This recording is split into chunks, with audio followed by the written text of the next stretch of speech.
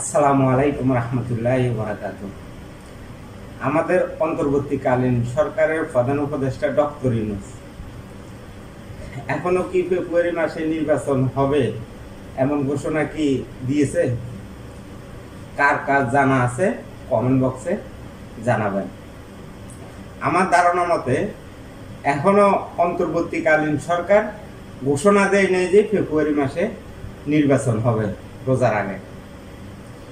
তো এই গুঞ্জনটা সবাই মুখে মুখে ছড়িয়ে পড়েছে, আমরা ইতিমধ্যে দেখতে পাচ্ছি। এই নিয়ে তর্ক বিতর্ক রাজনৈতিক মাঠে শুরু হয়ে গেছে। আবার অনেক প্রার্থী নির্বাচনী প্রচারণা শুরু করেছে, ইতিমধ্যে দেখা যাচ্ছে।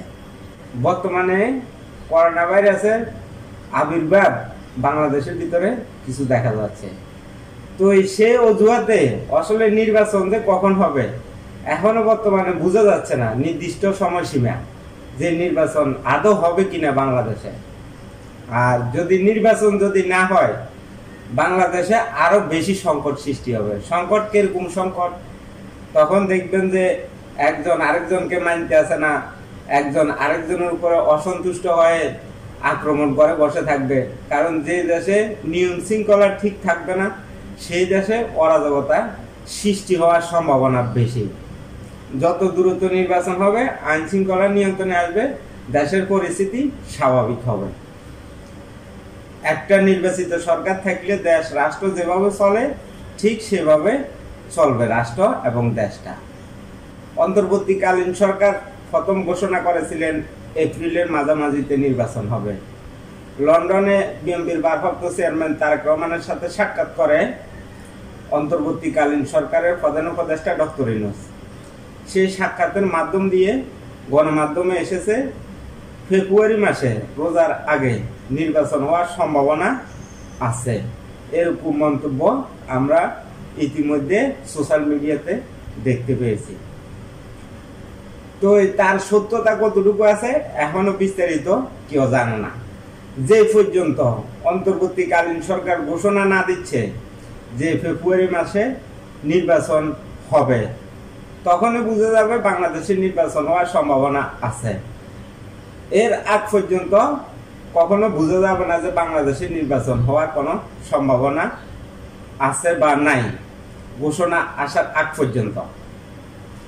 তো সবাই অপেক্ষা আছে অন্তর্বর্তীকালীন সরকারের প্রধান উপদেষ্টা ডক্টর ইউনূস লন্ডন সফর শেষ করে বাংলাদেশে এসে কি ঘোষণা দেয়, সে অপেক্ষা আছে বাংলাদেশের জনগণ।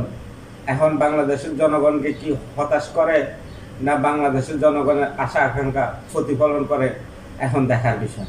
তো আমাদের বাংলাদেশের সর্বস্তরের জনগণ তাকিয়ে আছে ডক্টর ইউনূসের দিকে।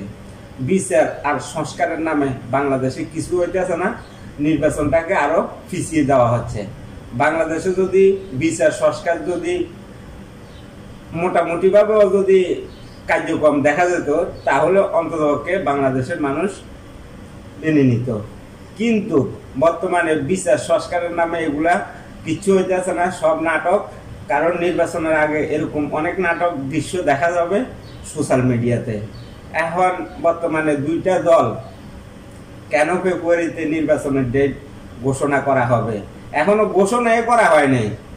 এই দুইটা দল হতাশাগ্রস্ত হয়ে গেছে কেন ফেব্রুয়ারিতে নির্বাচনের ডেট ঘোষণা করা হবে।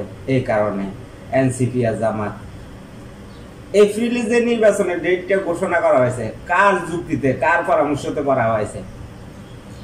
তখন তো কোনো দল হতাশ হয় নাই, কারণ অন্তর্বর্তীকালীন সরকার তার ইচ্ছে মতো কয়েকটা দলের পরামর্শ অনুসারে এপ্রিলে নির্বাচনের ডেটটা ঘোষণা করা হয়েছে। এই কারণে বিএনপি একটু নাকচ ছিল, এখন আবার বিএনপির সাথে সমঝোতা করে একটা নতুন করে ডেট দেওয়ার সম্ভাবনা দেখতে আছে বাংলাদেশের জনগণ।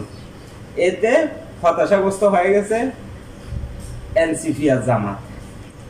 বাংলাদেশে যদি নির্বাচন না থাকে তাহলে তো এখানে গণতন্ত্র থাকে না, আর গণতন্ত্র যদি না থাকে তাহলে মানুষের অধিকার থাকে না।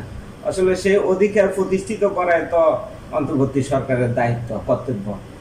তো অন্তর্বর্তী সরকারের দায়িত্ব কর্তব্য কতটুকু পালন করতে আছে?